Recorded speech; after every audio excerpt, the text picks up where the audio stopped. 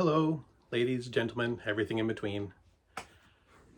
I thought a bit about what to call this little piece. I've decided to call it a slice of life, a slice of my life in particular, and I'm going to be a bit self-indulgent, so if you would please indulge me for a few minutes. When I was a kid, when I was very small, a few months shy of my 4th birthday, my parents moved from New Jersey to Maine. I have very few memories of New Jersey. They're shadowy and vague. Um, but it removed me from all my aunts and uncles and cousins. All my extended family was 450 miles away suddenly. And as a consequence, a lucky happenstance, you could say, my parents' circle of friends became my de facto aunts and uncles. Donna and Scott, Nancy and Bob, Patty and Eddie, Jeff and Jane, Peter and Carol. These people became my family. And I want to talk a little bit about that family, specifically about Peter and Carol. Peter and Carol were the youngest of my parents' friends, I think. Pretty sure at least Peter was. I think he's only about 16 years older than I am, or ever was. And they never had any kids of their own, so I guess they doted on my sister and I a bit because of that, maybe a bit more than the other family friends did. And because my parents, in the beginning at least, were the only ones with kids, our house was the party house. They all came to our house. My parents did drag us around a lot, but you know, Peter and Carol, I remember Peter and Carol living a bit of a drive away from us in South Bristol, Maine. And I remember a little gray house. I'm not even sure if it was gray anymore, but South Bristol's on a peninsula. And every exposed piece of wood is eventually bleached the same color and texture by the ocean air. So I may not remember the house for a while, but I can still remember the smell in the air of the ocean and the fish. It's a fishing community. And Peter has always been in the fishing community. After a couple of years, they moved to Portland, Maine, which is over an hour drive from us, and we did go still visit them. I remember I knew we were getting close to the house there because we drove by this big church with this long series of stained glass windows that went right up to the peak of the church, with this mural that followed it too. So that's kind of how I knew we were getting close to their house, was that big church and those stained glass windows. They lived in a 3-story building on the first floor. We didn't visit them as often because it was an hour drive away, but we did visit them fairly frequently. At least I remember doing so. I remember my parents leaving my sister and I with them for at least once overnight. Maybe for a weekend, maybe for a week. I don't remember how long it was. I do remember that they had this checkers set with these big, clear, brightly colored plastic pieces. They were like green and orange, maybe green and purple, maybe purple. I don't know. They were bright colors and they were clear plastic. And I really liked the colors. I was a kid. After several years, Peter and Carol got married. I went to their wedding. I caught the garter at their wedding. I didn't know what to do with it because I was 9. My mother made me go out, and when I found out what was expected of me, I was mortified because I was 9. I went out, put the girdle up on the girl's leg, just up to her knee. And everyone was, my mother was in the background going, higher, higher. And I was like, no. And I remember the DJ going, the young man says no. It's like, I was so embarrassed. But they all, my parents dragged us along to all their things. Some of it because they had to, because I remember a camping trip, like a big group of that family circle went on somewhere in northern Maine. And I got dragged with, my father and Peter dragged me up to hike up Tumbledown Mountain. It's an all-day excursion. I'm terrified of heights, so thank you very much for that, my father and Peter, for dragging me up the top of a mountain. but the view from the top of that was spectacular. So thank you for that as well. I remember on the drive back from that hike, I'm sitting between my father and Peter, and one of them says, I think it was my father, I love a beer, a nice long hike in the sun, love a beer. Peter's like, well, I got a cooler in the bed of the pickup truck. They pull over, my father hops out, and I jokingly say, bring me one. And my father comes back with 3 beers. I was probably around 11, I think, 10 or 11. My father hands me a beer. It's probably what I remember most about that trip, is that hike and that truck ride. A couple years later, when I'm in high school, the 3 of us go on a 4-day weekend canoe trip, driving up north again to Suncook Lake. Peter and I are in the canoe. My father's in the kayak. We've got supplies loaded for the weekend. Paddling downriver in the mid to late fall. I got a couple days off from school out of it. We sat by the campfire at night and told ghost stories. Peter made these horrible like cheese dough balls. They were so dry. They became edible only when you dunked them in bacon fat, really. And I mentioned that to Peter about a year or so ago. I was like, you still remember those? It's like, they were terrible. Of course I remember them. How could I not? And again, sometime later, a year or so after that, again, my father and Peter took me to a concert to see John Prine. For those of you who do not know, John Prine is a folk musician, was a folk musician. He died a couple years ago. Similar to Bob Dylan in that he doesn't really play guitar all that well. He's competent, couldn't sing his way out of a paper bag, but he's a good storyteller. He's, folk musician, storyteller. After the concert, they were doing merchandise, and I got a copy of his, he was on his Aimless Love tour, selling records and t-shirts and stuff. And I got a copy of the album. I liked the music. And Peter's like, hey, John Prine's like doing autographs and stuff. Do you want me to go up in line and get your album autographed? It's like, no, I'm a shy, nerdy kid. I'm not going to do that. So Peter grabs my record, goes in line. 10 or 15 minutes later, he comes back with my vinyl album, autographed by John Prine. It says, to Tuna. Love John Prine. I still have this piece of vinyl. 40 years later, I still have this. And a couple years after that, I asked Peter to be an usher in my wedding, to stand with us as I married my wife some 32 years ago. Peter's been an important part of my life for a very long time.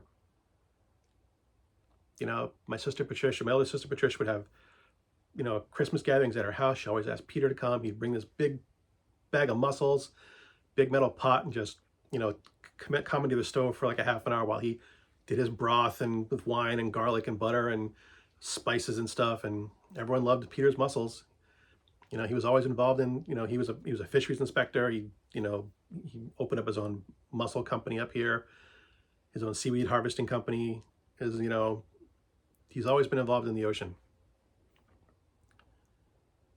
And Peter was one of those guys. He was very soft-spoken, but nothing ever seemed to faze him. He always kind of, greet it with that dry chuckle of his and say, well, that's just how things go sometimes. And, he was just, an affable, soft-spoken, really friendly, happy guy. I've never seen him angry or upset. And about 2 years ago, my father called and said that Peter had been diagnosed with stage 2 I don't remember what stage it was, but he'd been diagnosed with pancreatic cancer. Stage 2, stage 3. It wasn't a good prognosis. And I called Peter. I waited a couple days to, I didn't want to intrude too much. He'd had a lot to deal with. I gave him a couple days. I called him, and he was still the same old Peter. He was just, it's like, it's not a good prognosis, but nothing's set in stone. I'll do what I can for as long as I can, and when I can't, I'll stop. The same guy. Didn't let it, as far as I never saw it bother him at all. And I'm not, don't know if it was stoicism or whatever, but just he was Peter. He'd still show up at Patricia's house at Christmas time with a big bag of mussels and a big metal pot. Um, and time passed, and he looked old. He got older faster. I could tell that he was doing chemo. He was doing stuff that needed to be done, but he was still the same old guy, still as Peter.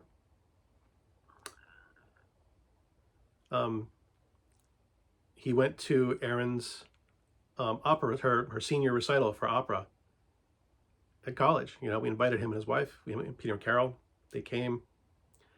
They sent us a wonderful, thank you note afterwards. Thank you for having us. We're so impressed with Erin. So glad we got to be a part of it. And then a couple months ago, I get a call from my father. It says that Peter says the chemo's not working as well as it used to. He's going to try to get into like some experimental programs like the Dana-Farber Institute, stuff like that. And we made a special trip to see Peter and Carol. We hadn't seen him in probably 4 or 5 months. And he was a lot thinner. He was a bit slower. But he was also on a lot of pain meds. So you can kind of forgive his being slow. But he was still himself, He talked about his fishery business. He talked about harvesting seaweed. He talked about having some kids from University of England studying marine biology come and work with him. And he wasn't excited about the free labor. He was excited to teach them, to show them stuff. That's the kind of guy he was. And, I tried keeping in touch with him. I asked my father how he was doing, that kind of thing. And I got the call that the experimental treatments weren't working, and he was just going to stop taking chemo. He'd had enough. Nothing was working. He didn't feel like being, chemo makes you feel miserable. He didn't feel like dealing with it anymore. He just stopped taking chemo. And mid-September, right before the hurricane, actually, my cousin said she was coming up to Maine. We were going to arrange a visit to go spend time with her and my sister Patricia. And then we were planning on, we are going to go see Peter after that. It's like, okay, we know he's not doing well, but, we'll call Carol, see how he's feeling. And, if he was feeling okay, we'd go and visit him. And then September 16th, my father sent me a text that said, Peter passed away at 1:45 a.m. this morning.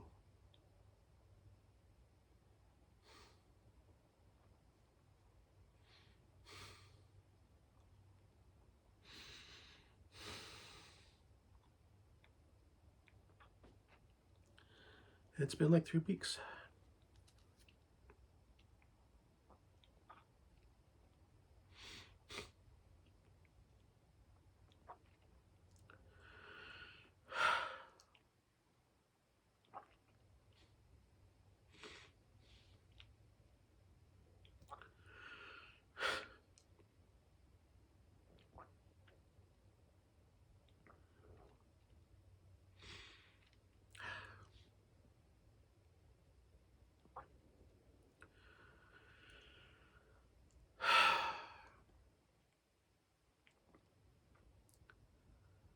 Peter was an important part of my life for a long time.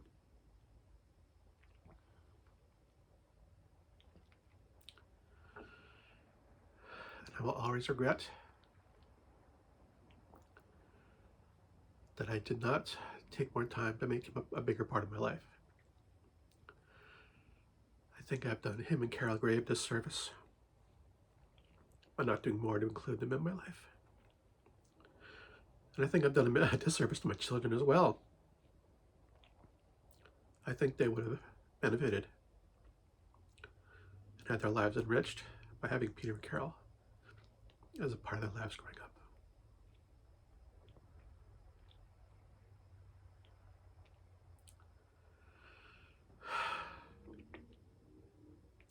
I will miss you, Peter. The world was a better place with you in it. And a bit of the magic is gone now that you're not.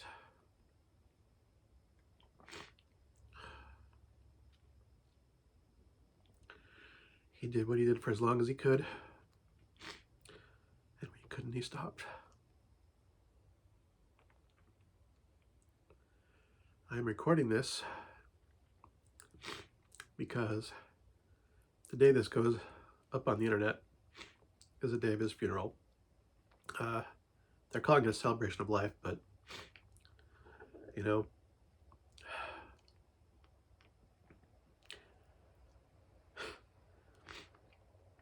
a crappy situation is a crappy situation no matter what you call it. And they asked us to tell stories about Peter. And I didn't think I could do this in front of my family and friends without becoming a complete wreck. It's taken me 5 tries to do this, and this is as together as I can keep myself.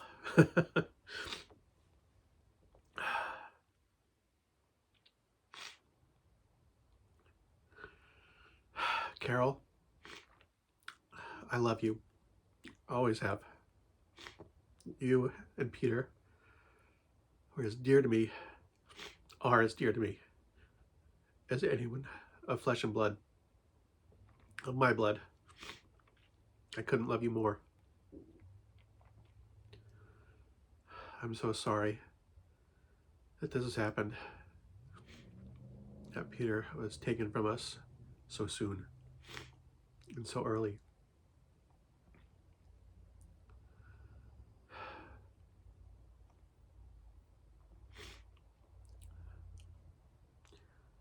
I haven't got any more to say.